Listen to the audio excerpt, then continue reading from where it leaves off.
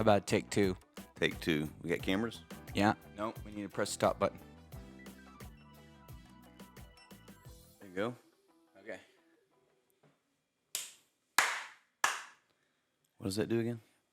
That just allows me to sync. I'm not a really professional at this, so like everything that I haven't learned that. There's probably a legitimate way to match the cameras with our voices so we don't look like a Godzilla movie. Right.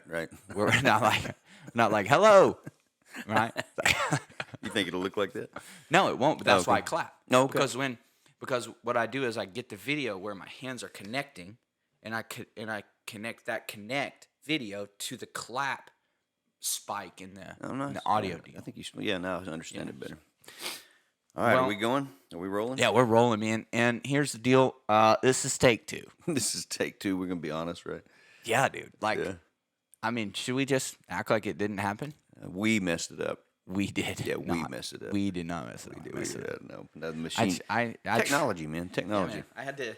We got a really sweet piece of machinery. Unfortunately, it needed an update, and it deleted our whole hour and 6-minute podcast for yesterday. So Rodecaster Pro 2, for those of you that might know what that is. Yeah, super sweet piece of equipment. Just don't let it go out of date. The Arena Podcast. The Arena Podcast, and we're doing take two. So we said some good stuff yesterday, but we're going to say some even better stuff today. So, I believe it.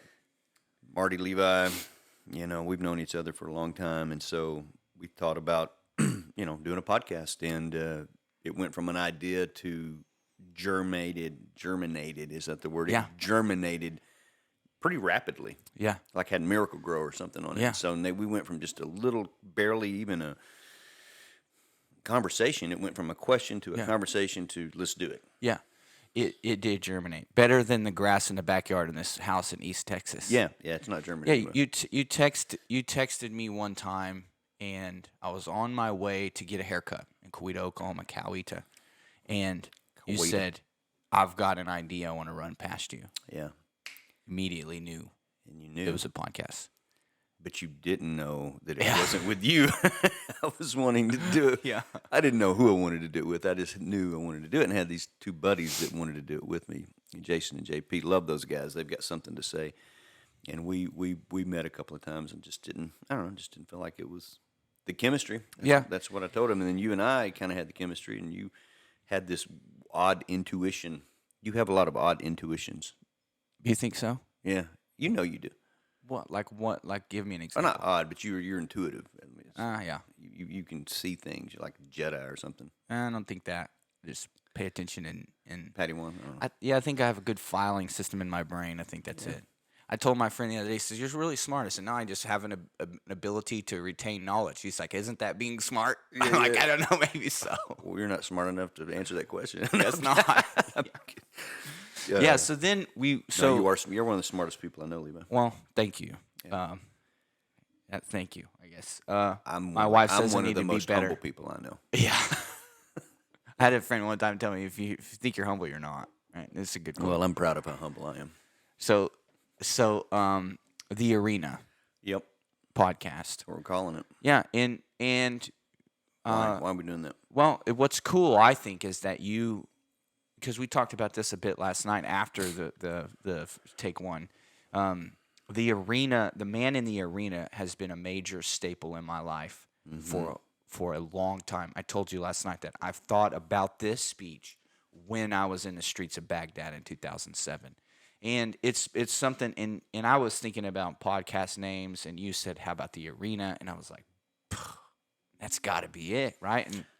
And so we talked about it some more. But this speech, the Man in the Arena, really has changed my life. Mm-hmm.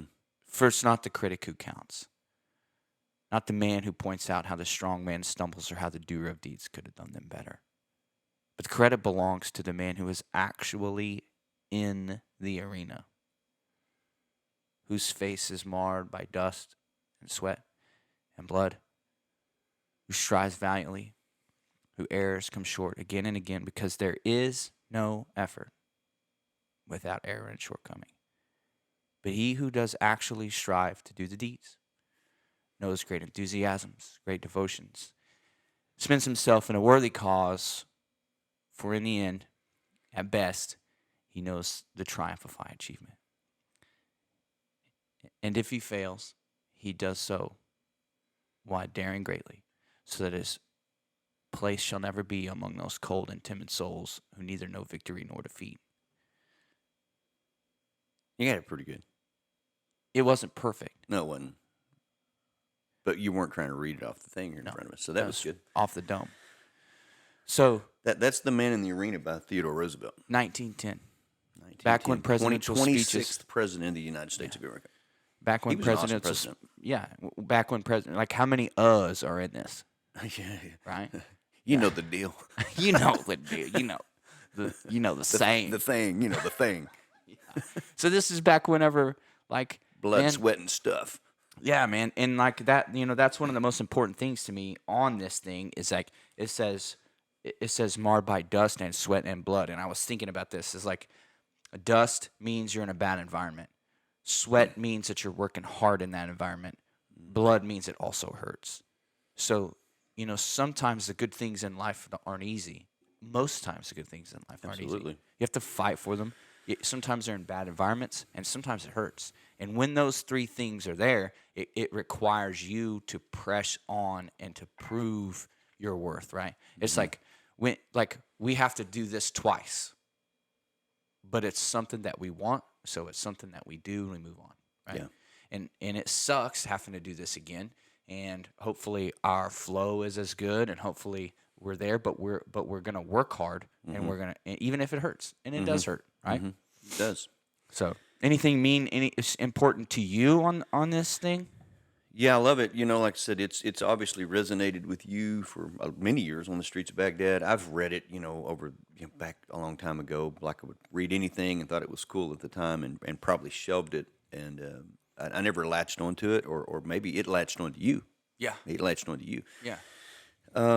But as we did our Fearless 44 challenge last year and this year. We can talk more about that in a minute. But part of that deal was sharing videos, and so you shared a video for accountability video of what you're learning, and you shared this. And I was like, oh yeah, man, I've heard that speech. I know that speech.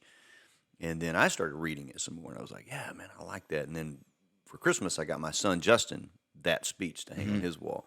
And then I learned it was one of my mom's favorite speeches of all time. So I've kind of adopted it, or it's adopted me. So. And your mom certainly wasn't alive in 1910, right? No, she's like 70. No, yeah.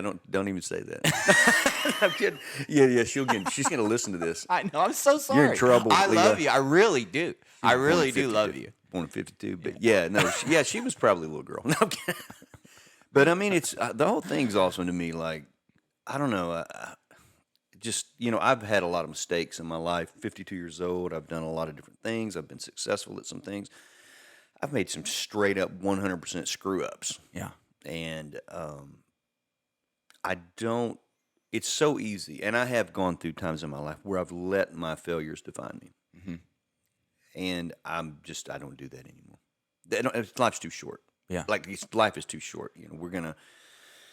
I only got probably 3 good decades in front of me, 52 years old. And so I think about this. I'm not going to dwell on what I messed up and what I didn't get and what I didn't do. And so this talks about that. It goes into this line of who errs, or after you were talking about the dust, sweat, and blood, it says who strives valiantly, who errs, who comes short again and again and again, because there is no effort without error or shortcoming. But who does actually strive to do the deeds, who knows great enthusiasm, great devotions. But so the talk about error and effort, like if you're going to do anything in life, you're going to mess up. Yeah. I mean, if you're going to make a real effort, if you're going to do like a half-butt effort, you're probably safe. But if you're really going for something and trying things, and I know that's kind of been your nature in life, that's been my nature too. And I think it just speaks to me like, hey, if you're gonna keep going, man. Like the critic doesn't count. Yeah, the critic doesn't count, dude. It's the guys out there in the arena. You're bloody, you're dusty, you're messing up, you're screwing up. You feel like you're failing, but you're getting up. I kind of picture a guy like down on his knees, just worn out, but he just kind of shakingly gets back up. Yeah, in defiance, and like, here we go again. Yeah. So I have spent some time thinking about one thing that was a revelation about this to me was when I was in we'll just say basic training or even a police academy that I went through, um, I was thinking about this. It's not the critic who counts.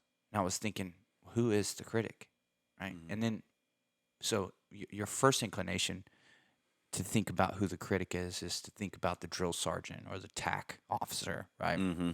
But then you realize, no, those guys are in the arena with you, man. They're Yeah. just trying to train you to be a good gladiator, Yeah. right? And so sometimes one thing that's interesting on this is like when you think about who the critics are in your life, Mm-hmm. who truly are the critics, what you'll find most of the time when you really think about it is that they really don't count. Yeah. Like what they think doesn't Yeah. count. They're the armchair quarterbacks of the world. Straight up and down, man. The Aaron Rodgers of the world. Yeah. Yeah.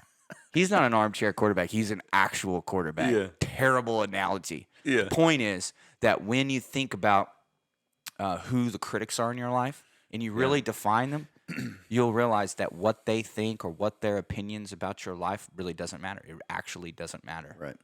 Like who was the critics in the arena? One thing that we talked about was like, I in everything, and there's a quote that says this. It says the difference between an obstacle and an opportunity is perspective. Mm-hmm. Difference between an obstacle and an opportunity is perspective. I think Andrew Huberman says that's worth saying twice. Yeah. I'll say it 3 times. The difference between an obstacle and an opportunity is perspective. So one thing I try to do, and I have done with this and have done in my life, is look at things through a different perspective. And one day when we were very first talking about the arena, the arena podcast, I thought, how can I look at the arena in a different perspective? And so one of the things that I did when I was researching this, that I found out was the Roman emperor was afraid of the Romans revolting against his government. Mm-hmm. And back in the day, they weren't shooting M60 Yeah. the whole 9 yards. Yeah. It was fisticuffs, Yeah. and swords. Yeah. Could you imagine living in a time with swords? No, my buddy Chris Little and I talk about that because we did the Roman stuff. I've got the gladius sword. I'm like, combat back then. Like, I'd rather get shot, don't you think? I don't know. You may have been shot, but I mean, like, Hey, dude, listen. just like poke, and it wasn't like they're not just like chest. It's like in the I neck. don't think in you the can eye. say poke. Yeah, I don't poke think is like- that's a strong enough word. It's not. It's like run you through your neck. Stab is better. Stab you in the top of your head. Yeah. Hey, and here's the deal. Not to bring up an old joke, but if you take a gladiator sword to the shin, count me out, bro. And here's the question: could it be so sharp it would just go through your shin bone? Would your shin bone stop a gladiator sword? Like that's the battle tactic. Hit the dude's shin. Dude, Just hit his shin. guaranteed. If I was a gladiator, I'd show up to the arena, nothing on but shin guards. You know, there's like, hey, you forgot your chest plate. I'm like, screw a chest plate. That's how they fought like forever, until the Industrial Revolution. Yeah. It was just straight up close quarter, spears, javelins, swords. May the best man win. Yeah, yeah, man, it's just crazy. I think about that a lot. I'm like, God, what a horrible way to die. Yeah. So the Anyway, Roman emperor decided that the best way to keep the potential the crowd, the Roman citizens at bay was to entertain them. Mm-hmm. And one way that they entertained them was through the arena. And the arena was multifaceted. One thing that was really cool is that it had drains in it, and it was next to an aqueduct. They could flood the arena, and they would have naval reenactments in this thing, right? And so when we think about perspective, I think about the emperor whom was proud, right? You talk about humility. Mm-hmm. No humility in a Roman emperor, right? Oh, like right. a pharaoh, right? Zero humility. Maybe a couple of them, but yeah. A couple of usually. pieces of humility, or a couple of emperors? A couple of the emperors, maybe. Yeah, maybe. Yeah. Octavian, maybe. But, You know so much about history. I just know about shin bones. Yeah. And how much they hurt. Octavian was a good leader. Yeah. But anyway, let's not get in the nerd weeds here. Yeah. So, so the perspective of the arena was really cool because I think, I think about the people who have to stop up the drains and flood it. Who has to go get the lion? Like, how do they get the lion? right? A lion fetcher. Yeah. That's a crazy job. And that guy, That's probably a slave. I don't know, man, has to be like the best gladiator of all time. How do you just you can't kill it? Yeah. Well, It didn't have tranquilizers. yeah. Unless maybe they did. Did they have some home remedy or something? Oh, I don't know, dude. Boom, air gun. Yeah. Give me Missed. one of those if you ever hit me in the shin with a sword. I'm not getting off this. I refuse. Oh no, we'll talk about the shin in the arena. You got hurt in the shin, right? You were in combat. And Yeah, got so like rocketed, one and time, the yeah. rocket didn't hurt you, but you got your shin Well, hurt by rebar. Yeah, and this is what brings up the whole shin conversation. So here I am, Baghdad, 2007. Bad year to be in Baghdad. Am I? Yeah, I'm totally out of the army now, so I think I can say this. Yeah, You're not supposed to walk to the gym with your headphones in, yeah. and I did. You imagine that? Yeah, on my iPod. Like this is back in actual iPod days. Yeah. Okay. So I'm an outlaw. I'm in a t-shirt and some shorts, tennis shoes and socks. Obviously, 'cause I'm not weird. If you wear tennis shoes with no socks, I think you're weird. Carrying on. I'm walking to the gym. I see a red glow out of the corner of my eye, and I'm immediately like, oh, crap. Like an RPG. Yeah, that's right. At first, I thought maybe Jesus was coming. Not the case. Rocket hits a building probably 75 feet in front of me. Boom. I can still feel the boom in my chest. No shrapnel. No, maybe some gravel type stuff, but no real shrapnel. Something worse happened. Yes. I turned around, and I Usain bolted. I never ran so fast in my whole life. I could hear the wind on my ears. All of a sudden, I hit my shin on something, running as hard as I can possibly run. We're not talking about walking around the back of a half ton and hitting your shin on a hitch. We're talking about full speed Usain Bolt hit my shin on a piece of rebar. You probably still have the bruise, maybe, huh? I don't know. Yes. Do you really? No. Okay. Should have got a Purple Heart over that thing, dude. No way, man. It can't swallow that, dude. What happened to you? I hit my shin on a piece of rebar. No big deal. Oh, the other soldiers have been like, oh, dude, you just got one Purple Heart? Yeah. They've been like, no, we get it. Yeah. So we're going to put you in for a medal, too. It immediately made me throw up. Yeah. And what was crazy and what I realized in that moment is that when you hit your shin, nothing else matters. Mm-hmm. War doesn't matter. World hunger doesn't matter. You don't even think about your family. Yeah. You just think about your shin. You just want some deliverance. You want your shin to not hurt. Because shin bones, hey. Yeah, and so we're talking about like being in the arena and being, you got lions and bears, and they flooded that stuff, and then they had these crazy warriors. And can you imagine being in the arena, being a gladiator? Like you were fighting to your life. Like you got a bear eating on you and a lion and some guy trying to stab you, but you hit your shin on the chariot. Yeah. You're like, I don't care that my head is in the mouth of this bear, but my shin hurts. Where's the shin cards? Absolutely. I think that if a bear ripped your head off of your body, you would still be like, my shin. That would be your last word. Yeah, you'd be like, at least my shin doesn't hurt anymore. Yeah. Oh, man. Yeah, man. So what is the episode? Like, we're talking about the arena and the man in the arena and what that means to us, but like what we're trying to do a podcast here, not just for you and I to be geeky and whatever. We actually feel like we have something to say to people. Yeah. We're not trying to lecture anybody. We're not over here saying we've got it all figured out, but we've got some time under our belt in life. We're both military veterans. We're both been in ministry at one point. I was in the ministry for years. We've got some life experience. We're fathers of two boys. Mine are quite older, of course, but I want to communicate. Some people ask me, like, why would you do a podcast? I'm like, well, I don't see myself, like 19 years of ministry. I don't really see myself going back into a organized church situation. Mm-hmm. Nothing against that per se. It's just not my cup of tea. But just to have this platform to communicate to people, not just about we're not going to be having like a Bible study on here. Yeah. This is not a Christian podcast. This is two friends. Yeah. That reconnected in recent years that just want to talk about topics. Yeah. We want to have guests on here. We feel like people are in the arena of life. We want them to get in the arena of our life. Yeah. We want to be in their arena.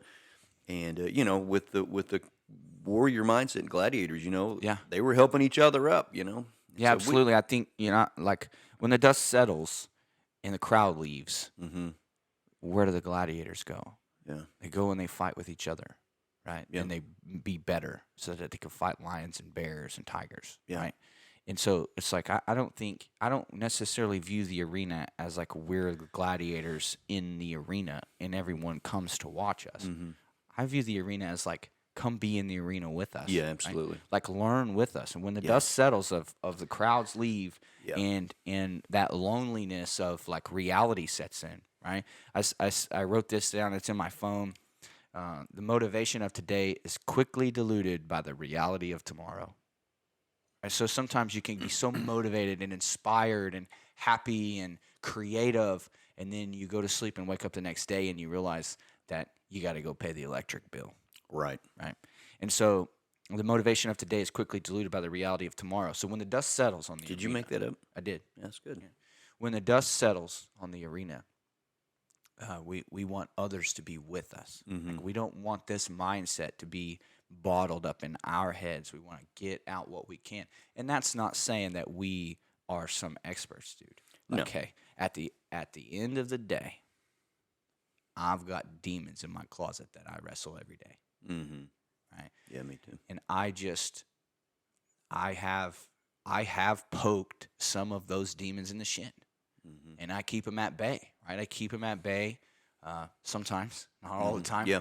But Yeah. I do, and really, I just want to say, hey, like I just want people to have an avenue, no matter your age, no matter your gender, no matter your race or ethnicity. I want people to have an avenue to listen to what we have to say in that regard, right? And we want to hear what they have to say. We want to Absolutely. have some guests on here that have interesting things to say. Absolutely. And we want to have things to say and maybe even hash things out. Like, not everything on here is going to be like, oh, yeah, we got this figured out. Yeah. Like, we're talking through this. Yeah, absolutely. We've talked about one of your friends whom I met before who cooked some plantain and some porridge. Shima. Shima. Eat it with your fingers. It's like porridge. It's a cornmeal thing. Yeah. I didn't like it. Yeah. Is he going to be offended if he hears this and said that I didn't like it? Nah. Okay. No. He seems like a really smart guy. We talked to him He's yesterday. He's sharp. James Mbewe. Mbewe. He's Zambian. Yeah. Super cool dude. From Kalinga. Yeah. We've talked about the guy who has put all of this ink on my arm. Well, almost all of it. He's a super cool dude. And it's like, hey, like the ideas that some of these people have. This guy's been doing tattoos for 30-something years. He's the fourth person in Oklahoma to be licensed to tattoo. And so he's a good salesman. He upsells. His bedside manner, similar to a doctor, has to be on point. Wow. Right? So like he has all of these lessons learned that he's been in his own arena for many years, and we want to get his story out too. Oh, we yeah. want to ask him questions. You're sleeved up, right? Yeah. We'll talk about that another time, but up both arms. They're Yeah. cool. Yeah. American moments. People have switched, man. It's like people have used to ask me how much it cost, or but now that I have both arms done, they ask me how many hours. And that's what I did. You did. That was the first thing I was like, how many? It's you move from money to time. When Eventually. you see that, you're like, that was a lot of time. Yeah. It's lot like of work. people's like, screw it. That costs a lot Well, of you money. kind of How know. long? Yeah, you know it costs a lot of money. Yeah. When you see that much. Yeah. And the answer that's is very nice art. 40 hours, Wow. maybe 6,000. It's a work week. Yeah. Yeah. Many sessions. Obviously, I didn't sit in a chair for 40 hours to get tattooed. Yeah. It's probably 10 sessions, 10 to 12 sessions, Mm-hmm. 3 to 4 hours a session. Mm-hmm. It sucks. They look good though. Yeah. But yeah, that's kind of the direction we want to go with this. Is just guests and just talking through the arena podcast. That's what this is called. Yep. And we were talking yesterday about our relationship. Like, what's the story of Marty and Levi? Because people. We've got people we know that don't really know our relationship. So Sure. I think it's important that we establish that. So, I got to know you back in '99 when you were a 10-year-old boy, and I moved. I moved to Muskogee. I'd been in the military, come out of the military, and then moved to Muskogee and felt like I was supposed to be a youth pastor. Didn't know anything, man. I was like stupid green. I just was learning hit all it kinds well. of. I think I did a good job for not knowing I was hungry. You know, I was like really learning. Internet was out, of course, but it wasn't. I don't know. It wasn't the resource that it is today. There wasn't YouTube videos and stuff, so you had to go call people and visit people. So I learned how to be a youth pastor. And there was like 8 of you kids, man, and like 2 of you weren't supposed to even be in there. You were like 10 I years. was one of them. Yeah, you were like 10 years old, and I was kind of a stickler for no. This thing starts at the 7th grade, and you were in the 6th grade, and I just liked you. I was like, I was saying yesterday, I was attracted to you. But I'm not. It's not. I didn't know what to say. It's not my attributes because I have pale skin, and my wife calls me a flatback. She says I have no butt. So you weren't attracted. You weren't attracted to me. To you. We were talking about that yesterday, and I was like, well, what was I attracted to you? I'm like, no, I was drawn to you. You sure got a pretty mouth. I like the pale-skinned, red-headed boy. He can come to me. He can come. No one else. 6th grade, not for you, but you, come on in here, big boy. Yeah. No, but you were. I don't know. I could see a lot of great memories there, man. There was a lot of cool. We grew that thing to like. I was like 110 or so kids when we left, over a couple year span, and we were doing a bunch of cool stuff. Yeah, rock solid, dude. Rock solid. Hey, that sounds like an '80s youth group, man. Yeah, it does. Youth group name. Well, that's because you're an '80s hairband guy, so you just carried it on. Just carried it on. It Rock worked. solid. It just worked right there. Yeah. And some of the greatest memories of my life right there in Muskogee, Oklahoma, and that's where I met you. And just always. Jokingly attracted. I was always just drawn. I could see like the potential, and you were always eager to learn. And I saw that like day one. You were like really hungry to learn. You were a typical hyper crazy kid. I remember we played some game night. We brought in. Remember Y2K? We brought in Y2K with a lock in thing, and you were like playing. You were like Pistol Pete. Yeah. You remember Pistol Pete? Yeah. And we had the pantyhose on with your the head. tennis ball, and you ran around. You were winning. Yeah. And so we had some. I don't know, man. Just good memories. The trick was you have to flex your forehead. Keep the pantyhose on. You put the pantyhose on. You put the pantyhose on your head with a tennis ball in one of the legs, and you swing it around. And the other person has pantyhose and a tennis ball in theirs, and you connect them and pull them. You got to flex your forehead. Nobody knew that. I didn't know. You did good at it. I remember that. And I remember we all thought the world was going to come to an end, right? This is Y2K. Did you think the world was going to come to an end? I was skeptical. I mean, the world's going to be coming to an end a lot in my life. It always seems like it's coming. Every time something happens, I've heard this. Every time someone gets voted into office, the world's coming to an end. Oh yeah. Every time something bad happens, Jesus is coming back. You know, and no disrespect to people, but I'm like, that's kind of our Western mindset. What about Afghanistan and places like this where every day is bad? Yeah. Not just seasons. Every day is bad. Every day. And hey, the people they're in not Baghdad, sitting there saying, it's the end of the world. Right. The people in Baghdad would take our trash from our MREs and sell it in their markets. Wow. Our trash, bro. What we threw away, the pouches that held the beef stew. Yeah. They would sell in their markets for money. The empty pouch that we already ate out of, opened, they would sell it. It's our trash. Yeah. Was their treasure. Oh, I believe it. I've never been there, but I've been to Africa and Cuba. Wow, I've been to Cuba 3 times.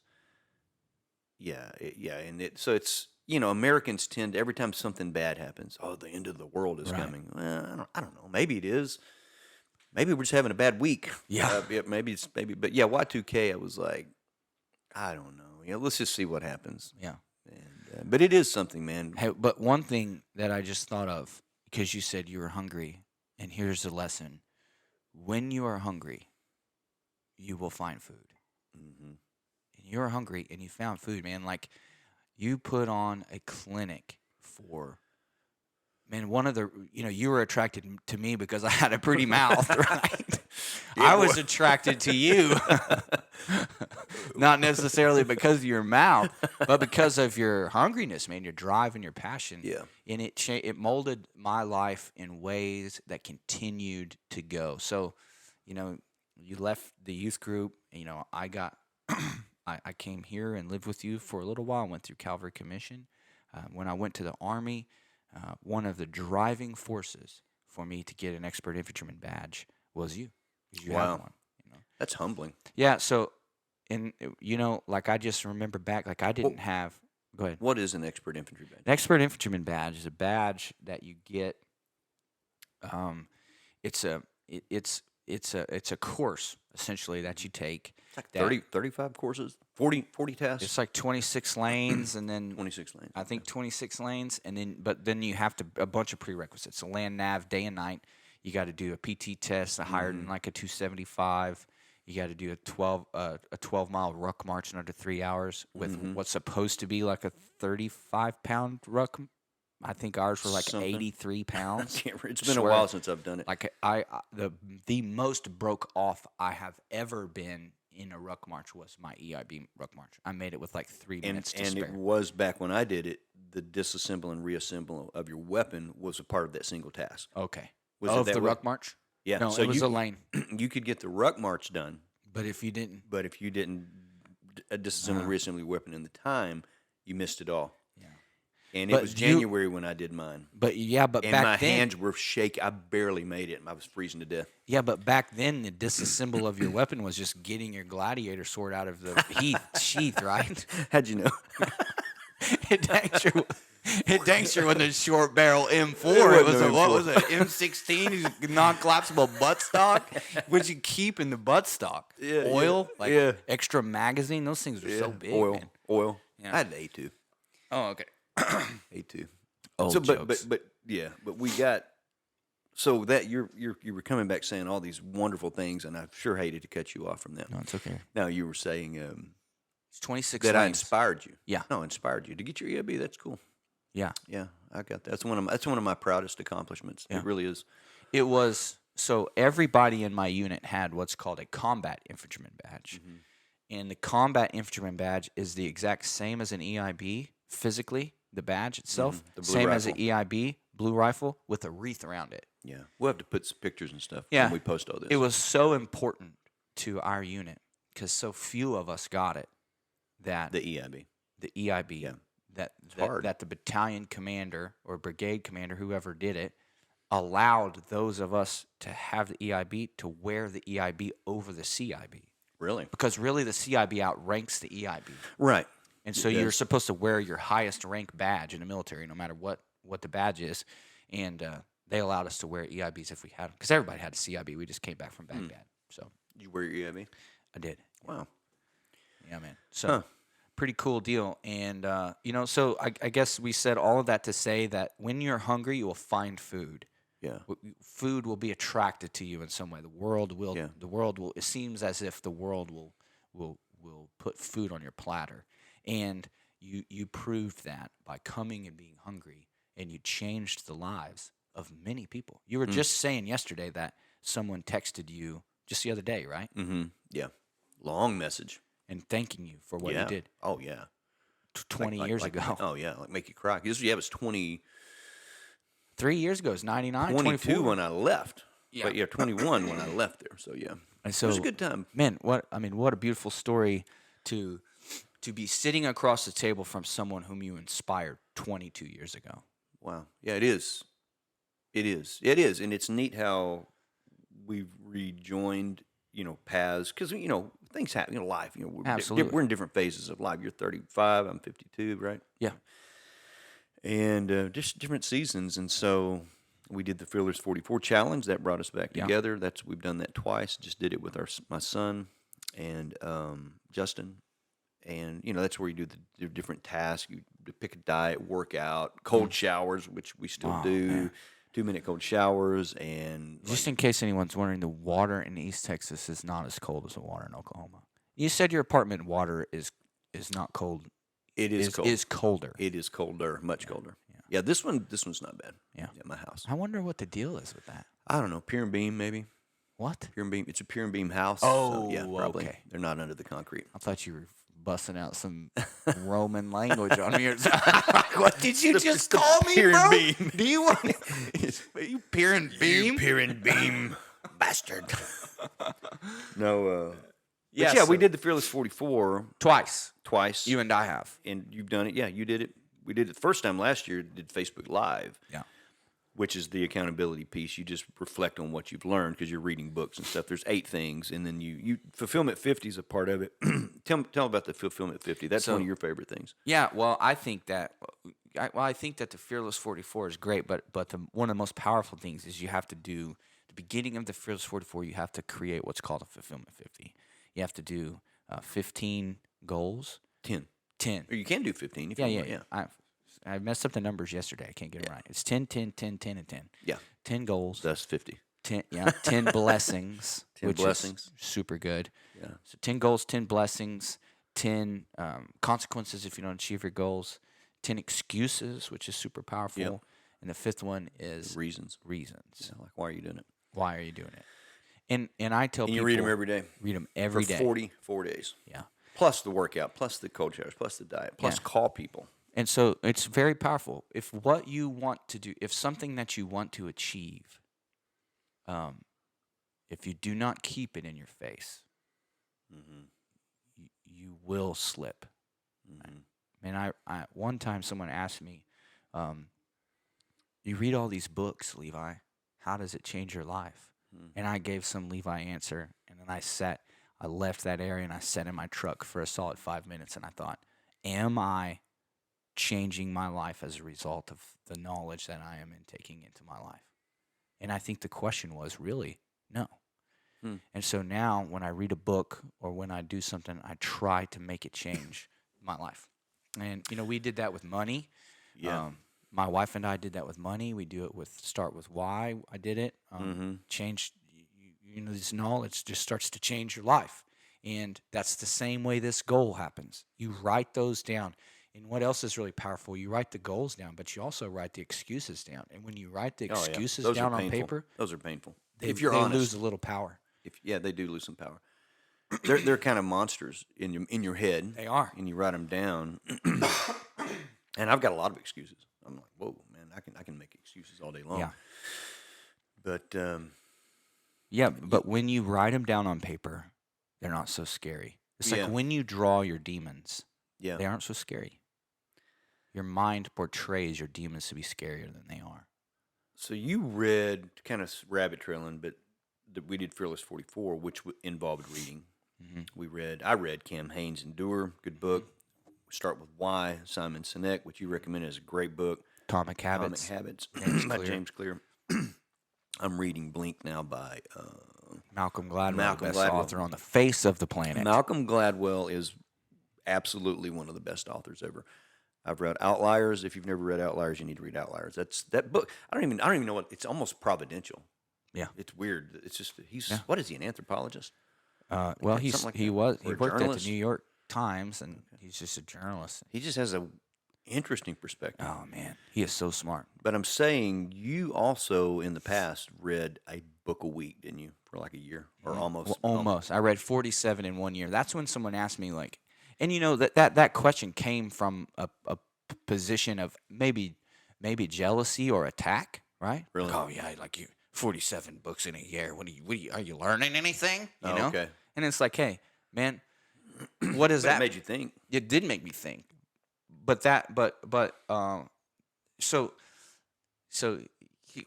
This is a good point and something that we'll unpack in this podcast series, unquestionably. But I have this idea called a character black belt. And one of the things when someone criticizes me, the first thing I think of is I have questions that I ask myself. Is it true? Oh, yeah. Right? Because if someone says, Daniel Amen you're stuff. stupid, the first thing you should ask yourself is that true? Yeah. And if it is true, then you now have an opportunity to be better. If it isn't true, you finna catch these hands, bro. Right? But it's important, right? And so one of the things that I practice very hard is when someone criticizes me, I ask, is it true? Yeah. Right? And I ask Dr. Daniel Amen is like, is it true? Is it absolutely true? Because it could be true, yeah, but it may not be absolutely true. Could it be true for that moment? Yeah. And then I forget, there's steps. like How does it make me feel? Yeah. And if this wasn't happening, how would I feel? And what's the opposite? It's a good exercise. Yeah. And now I call it, and that Dr. Daniel Amen is ions above where I am, right, in intellect and knowledge. But it's just very good to just ask yourself, is this true? Is it happening? That's what I call the character black belt. Yeah. Right. It's like a belting system. That's humility. Yeah. So But because there's growth in everything. absolutely, absolutely. But it is important for the knowledge that you retain through reading in books to apply it in your life. It's hard though, especially doing Audible. I mean, I try to pick up something every time. Excuse me. But when you're reading so many books, it crosses over. Yeah, But I try to take something away Yeah. from every book. Yeah. Just take something away. Yeah. Or 2 or 3 things, Yeah. because they grow you. And even if that's all you get, if you read 47 books or 44 books and only gained one thing per book, then hey, you're 44 things smarter than you were before you did that. absolutely. That's the way. And some of the books I read, like I would get stuck on authors. I read everything John Douglas has. He's the first criminal profiler for the FBI. Yeah. And I read everything. I read. Is that the guy? Is that the show? Mindhunters. Mindhunter, yeah. I read. So Mindhunters. I is a wanted to do. book. I wanted to do that when I came out of the Army. Go to the FBI. Yeah, I want either before. Of course, I'm the guy. What Silence of the Lambs, and what's the behavioral science department. So I was studying when I was in the Army. I was reading. I was taking some classes at Texas Central College. There, some psychology classes and stuff. So I thought, yeah, man, behavioral science psychologists would be fun.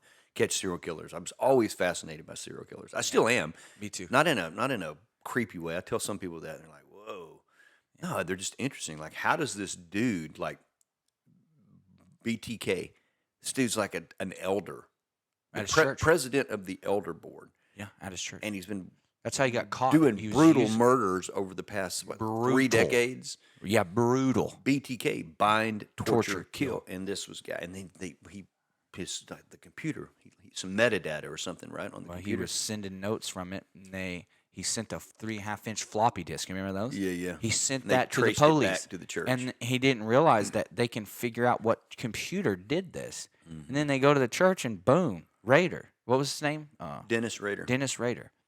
And boom, got him, dude. That's fascinating to me. Oh, Like how do you do that? How do Super you be an fascinating. elder, raise your family? His daughter wrote a book. You know that? Yeah, Like the daughter of a serial killer. I think that's what it's called. Yeah. I've read part of it. I need to read it. It's how do you process that? Oh yeah, and he was supposedly like a really good dad, Yeah, really tender. yeah. He just had. And then you wake up one day, oh, my dad's my dad is BTK. Yeah, but hey, listen. This sucker had some demons in his closet, Daddy. Yeah. Hey, look, one time his wife caught him. I don't even know if I can say this. One time his wife caught him in his room hanging himself from the ceiling fan. Whacking off or something. Yes, in women's clothing. It's like, hey, here's the Yeah. deal. I love my wife very dearly. Yeah. But if she ever caught me doing that, like sayonara, girl, you are free to go. Free hall pass. It's crazy, bro. So this guy, Oh man. he said that he was able to keep it because he went several years without doing any. Man, he would have like murders. 8-year span, like 10-year spans. Yeah. That's what got him is they were basically, because serial killers have this narcissism like Oh, crazy, yeah. like so they love play on that. knowing that they did all of this and Yeah. nobody knows and they're hiding in plain sight. And I think they put out some article, right, like discredited him. Or, Yeah. I can't remember. And then that's They were when- playing chess and he was playing checkers. and that's what he was like. Okay, I'm going to show I you I'm got you. still here. And then that busted him. Yeah. But yeah, that's fascinating to me. It was. I thought about doing it, and then ended up going into ministry. Yeah. You'd have been a good. I felt weird because I looked at you deep into your eyes whenever you said you wanted to go into the FBI, and I thought, is there something you're not telling me? Like, are you a CIA agent or something? I was like, man, Could be. those eyes were deep, man. Could be. Yeah. So We've been watching you for years, Levi. oh God. That's why you've come to this Trouble. moment. Yeah. You know my demons in my closet, Yeah. man. You've seen them. Yeah, So I've had some. I got some, man. yeah, and hey, man, this is what we're going to talk about. We're going to talk about how to get. But rid we're of those striving things. valiantly. Yeah. So we met, right? Yeah. Go ahead. You were going to say something. No, I was going to say we met. Yeah, we in- met. So Muskogee thing, we've kind of been all over the place from serial killers to whatever, but we met at Muskogee, reconnected through the Fearless 44. We kind of explained what that was. We can throw a link on what Fearless 44 is. My son, Justin, did it with us. We're very proud of him. Mm-hmm. And again, we just start talking, like the goals, part of the goals, I categorize my goals. I'm a little more, rather than 10, I have like relational goals, financial goals, career goals, fitness goals and also like just what I would say adventure or fun and adventure, like hike the Bob Marshall. We're going to do that together. Okay. Me and you and my sons and my army buddy Chris. It's hardcore. It's the biggest concentration of grizzly bears in the lower 48. Hey, I am My son not, has seen 7 in one day. not afraid of them. Yeah. I have an unhealthy non-fear of bears. You put a worm on the floor right now, and I'm getting some gone, Daddy. I don't if it looks like you could put a string down there, and I'll jump halfway. You across don't do the string. snakes. I No do snakes. not do snakes. No snakes. Okay. See, I am actually fascinated by snakes. I would have a pet snake. Hey, listen, My wife would kill me. I've tried to. I should get one and just bring it home. She'd probably kill me. It'd be like. I would kill the snake for sure. I love well, them, that was dude. fun to I have a love snake for snakes. 13 minutes. I mean, if I don't want to like have a water moccasin in my house, but like a non-poison, non-venomous like python, yeah, I'm fascinated by it, dude. I love the way they feel. Yeah, I'm kind of weird. I've touched one like Maybe I am a serial killer. I've touched one like thrice. Thrice. My way of getting rid of snakes is to shoot them with a 12 gauge until they do not exist anymore. I don't even have to pick them up. It's like bro. They're snake just soup. gone. Snake They're just soup. gone. Yeah. It's like, I don't know, are they in the ground? I don't know, man. Hey, I was telling Ashley, right, that we saw years ago a huge one coming in my trailer when I lived in the trailer. I would die. I would move. Yeah, and I barely caught it. Like if I would, the window was open, so he's come up. If I'd have been like 3 seconds on either side of that, I wouldn't miss. Dude, he was huge. Oh, I'd have thrown up. But anyway, I would like, rather get hit in the shin than have to deal with the snake. And that's saying a lot, That is ladies saying and a gentlemen. lot. That's saying a lot. that is I will take a poke in the shin from a samurai sword over dealing with a snake. Go ahead. So the Bob Marshall, Yeah. Daniel, he's my son's almost 6'10", so he runs into these bears a lot. Like, dude, he sometimes like turns the corner and it's like, oh, here's a whatever, 600 pound. I don't know what do those get up to. I don't know. 500, 600, 700 pound grizzly bear. No idea. Yeah, I would And say he more did, than he that. just talks to him 1,000. like he's like, yeah, maybe so. He's like, hey bear, you're not supposed to be too scared Yeah. or too cocky. Oh, Like they it- can like tell it- like- cockiness. Yeah. Oh yeah, if you get all like cocky with them, bear. I'm gonna kick your bare ass. You know, they're gonna be like, oh, you think you are, huh? They talk like that up there in Montana. Or if you're too timid, so Daniel's, of course, him being big, he's sort of like, hey bear, you time to move along now. And the bear just kind of like, doom, doom. He just turns around. Doom, doom, doom. So we want to hike up there, dude. For like, we're thinking 2024. Yeah. Dude, this is the middle of nowhere. This is like sat phone. We need a sat phone and a I'm in, 44 bro. Magnum and bear spray. I still know how to plot an azimuth on paper. From You land know, navigation. yeah. EIB. 180 you subtract, right? Well, you subtract the declination. The declination. It's been a long time since I've done that. Yeah, usually around here it's 4 degrees. I don't know what it is in Montana. It'll be different because it'll be closer to magnetic north. So it'll be more. Yeah. But Well, this is a beautiful area. I've never been. I've been up in that area visiting my son, but back to the goals, like I wrote that down. So like one of them was like, hey, one day I'd like to write a book, I think, like a memoir. yeah, You know, if nothing else for my kids. I've known people that have done that. I think that's a great thing to leave for your kids and grandkids. And I agree. and for whoever wants to read it. But starting a podcast, and again, I think we've already said this. It just evolved, man. It's like it's kind of neat how we've gone from just this was something written down on paper to now we're rolling it out, and we're going to do a lot of these. Yeah. Yeah, we've committed to at least 12. I think we'll probably do more, but minimally 12. Yeah. And we're going to start doubling up on days that we come down. And I'm super excited about it, man. Like, I just, one thing that I miss or one thing that I have that I want to get out in the world is just to tell my story, and just say, hey, like, we've talked about it. I've got a lot of things from the military. I was fat. I call it fat, dumb, and happy. We were watching vlogs on YouTube last night of me and June 20th, 2021. I was 267 pounds. I hated my job. And let me preface this by saying you were a Bubba. You were a big Bubba in those I pictures. was. Yeah. And you've lost like 60 pounds. Yeah. So I hated my job, and I do want to say that place was really great for me. it allowed me the opportunity to quit my job, right? Because I made a lot of money and we saved and we paid off all of our debt, and I was able to quit my job and take a 40% pay cut to go do something I wanted to do. But Which is what? state police State police, in Oklahoma State Police. Oklahoma. But I woke up one day and I was like, I'm totally unhappy with my life and where I'm at. Mm. Right? It's like I went from it felt like I was so far apart from a previous life. Man, when I was in the army, I was jumping out of airplanes and helicopters and going to war and getting adrenaline pops and and then now 10 years later, I'm fat, dumb, and happy. Right? Yeah. And so I changed my life. And So what'd you do first? Like you said something, you started jogging. 1 mile a day. Was that the first step, or That was was reading the the books first the first step? No, the You'd first. been reading books. I had been reading books. Okay. Yeah, that was the year that I read 47. So this is June. So it's halfway through the year. I've already read 20 books or so. But So that probably helped inspire you too, just knowledge. Yeah. Like anytime you read, you're like, man, there's a lot of people out there doing good with their life. yeah. So it does And- something to you. Yeah, and it even shows you how subconsciously. much. It shows you how much potential the human mind has, right? So But- what'd you do? You just got out of. I'm sorry, I'm keep interrupting. No, it's okay. You just got out of bed one day and you're like, I'm gonna go. Where'd you get a mile a day for a month from? I don't know. Is this something you came? Were you like, if I can run a mile a day for a month? No, I I know can where do it came what? from. There was this trend on TikTok and YouTube about 30-day trials. Okay. It's like and the idea is that you can do anything for 30 days. So you just pick something. So I picked something, and I ran 1 mile a day every single day for 30 days, and I video logged it. 260. Your day one, week one. I bet that's pretty rough. 15 minutes. Rough on you, huh? It took me 15 minutes to run it.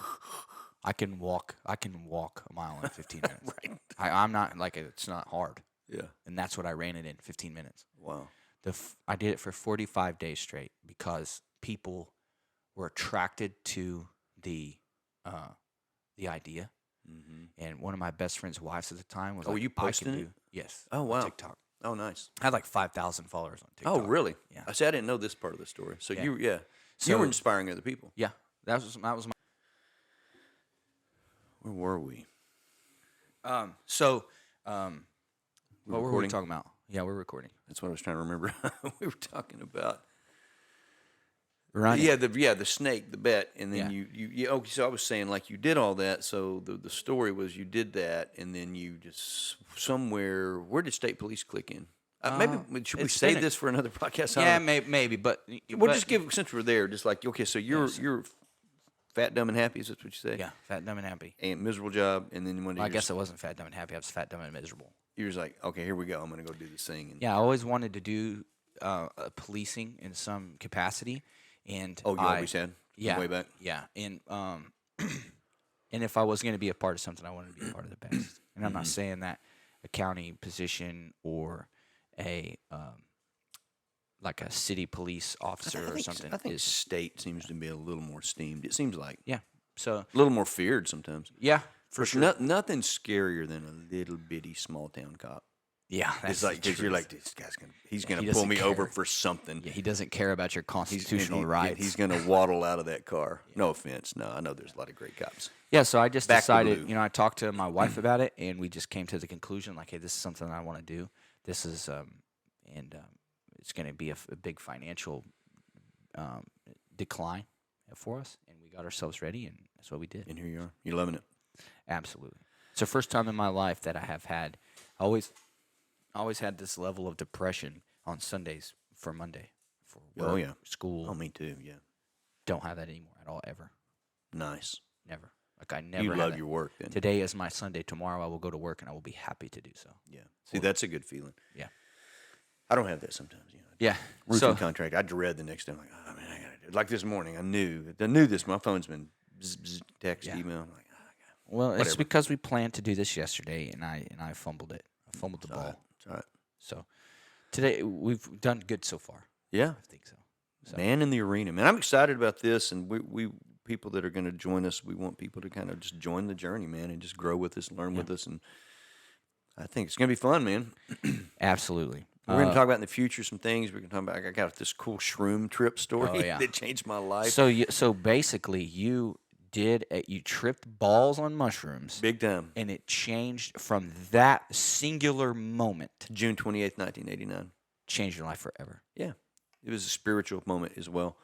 I don't want to get into all that, but it's like what happened? What came first? Was it the shrooms? Was it God? Was it God? Was it the shrooms? It's kind of an interesting story. It's ironic. That was 3 years ago. I process it more now than I ever have Yeah. because there's a lot of talk about psilocybin and the effects of psilocybin, and there's a lot of historical things about how psilocybin and other hallucinogens, if I'm saying that right, that You're help saying people. it right. Yeah, that help people. Yeah. They can be bad too. Yeah. I've had some other trips too that hardcore LSD before that was not good. 26 hours, bro. Same weekend too, by the way. Like acid in your eye, like acid drop in your eye, or what? How did you? It's just a little stamp thing. It was the next day of the shroom trip. We'll get into that story later. Okay. This weekend was this was the wildest weekend of my life. Wow. And then we want to talk about your military background and your Yeah. deployments and Yeah. law enforcement. Yeah, and sometimes you can find those. That's what I tell people. Like sometimes you singular moments that change your life don't have to be, mushroom trips, or don't have to be, No. I don't have to be bombs exploding in Iraq. It can be a day. It can Right. be, Right. Bo. There's my dog. Hi, Bo. It can be a moment on June 20th, 2021, when you decide this is not whom I am destined to be. Yeah. And you change your life. Transformational moments. Yeah. So in Some those are more moments gradual. Some are more gradual. Yeah. Those moments can happen. Those moments can happen based on a decision in your life. It doesn't have to be some defining event. That's Right. what we want to do. That's what we want to bring people into the arena, kick the dust up, tell people our story, let people tell us their story so that we can all learn and be better. One of the things on this bracelet, we haven't talked about this at all, but I came up with DBAP, which stands for Don't Be a Pussy. I tried to think of the most alarming thing that I could think of when I was getting ready for when I was losing all this weight. I was like, I don't want to run a mile today, but if I don't, that's being a pussy. And so that was sort of your Mantra. motivation, your mantra, your personal insult that motivated, kind of like a David Goggins style. Yep. And also what this bracelet has on it is be better tomorrow. And Yeah. the only way that you can be better tomorrow is to be better today, is to work and have effort today. So, that's what we want to do. We want to give people the opportunity to be better today as a result Is that of your either own? our insight, Go ahead. I'm sorry. as a result of either our insight or someone else's. Be better today. Is that your? Be better tomorrow. That's yours. Yep. Be better tomorrow. Be better tomorrow. Yeah. And that's what I always say. To be better today, to be better tomorrow, you have to be better today. Because you can't, it's like hydrating, right? They say that you use the water you drank yesterday. You Right. can't, in some regard in life, you can't be better tomorrow if you don't do something today. Yeah.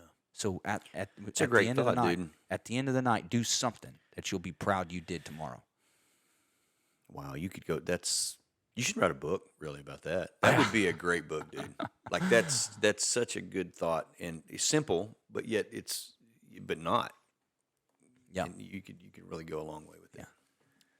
So that's what we want to do, though. That's what the Yeah. arena is about, right? And you have those thoughts too. Oh, yeah. And we want to put those thoughts down on paper, so to speak, or video, or whatever, right? On mics, and give people an opportunity to consume this. Number one, and number two, join us in the arena. Yeah. Well said, man. So Well, I think we're good, right? we are good, except for one thing. What's that? I want you to tell me when you decided that you were a fan of Elon Musk. Oh yeah, I was. You hear about him, obviously. Yeah. SpaceX and Tesla, and of course I work in Dallas, so I see lots of Teslas every day. Some people think he's an alien. Could be, I don't know. He may be AI. Yeah. But anyway, I'm listening to him. I had just started listening to Joe Rogan. I'd listened to little snippets, and I saw a snippet of Elon Musk being on there. This is like around 2020. And I was interested in this guy because I never heard him speak. I just hear about him. I'm thinking typical billionaire, like I don't even care what he's got to say. So I dial in this. Lori and I were driving to Arkansas, so we spent that whole time listening to this, basically a 3-hour podcast. Yeah. And he's talking about Neuralink like putting this chip in your brain and healing neurological disorders. And he's talking about going to Mars, and he's talking about Tesla and Yeah. all these crazy high intelligent things that Elon Musk is and says. Right. And I think he smoked some weed on the show. It was wild. Yeah. I'm like, this guy's He wild, got- dude. He's He drinking took whiskey. he took a lot of Flack for that. flack for that because Yeah. of SpaceX being like a federally Yeah. funded program. Yeah. Yeah. Anyway, they get to the end of that thing, and Joe Rogan's like, what, if you could say anything in the closing thoughts here, what would it be? I was expecting, something scientific or Yeah, something, but he sure. says, the world needs more love. And I was like, whoa, really? After we just, it was amazing to me. And then Joe was like, of course it does. It really does. Yeah. That was pretty cool. Yeah, to hear him say I that. agree, man. And I think And it does need more love. There's a lot of hatred right now. There's a lot of division. There's a lot of, it's crazy, man. It's like people are just prone to fight, and social media doesn't help that. And the world really does need more love. Yeah. Real love, not sappy, soggy love, but just Yeah. like bearing along with people and honoring people. yeah. I try to do that. I've got an opinion. I can be an a-hole sometimes, but I try to love people. Yeah. I ask my boys sometimes hard questions that they don't know the answer to because I think it's funny to listen to their answers. And I ask them often, what do you think love is? And they say hugs and kisses. Yeah. Love isn't just hugs and kisses. Love is treating your neighbor as you would treat yourself, Yeah. better than you would treat yourself. It's smiling at the person in the convenience store. It's saying thank you to the person that held the door for you. Mm-hmm. It's not avoiding eye contact to someone who needs help. It's giving a chicken filet sandwich to a homeless person in Fayetteville, North Carolina that gets offended when you give it to them. Love is in multiple avenues. It's not just hugs and kisses. Oh, yeah. It is through humility and love and kindness. And I think the world needs more love too. Yeah, and it always used to be the saying, love is a verb, That's a pretty good way to say it. Yeah. So we will end the podcast numero dos, the second take, the same way we did the last. And I will say, Marty Thomas, I love you. And I love you too, Levi. See you later. Ciao.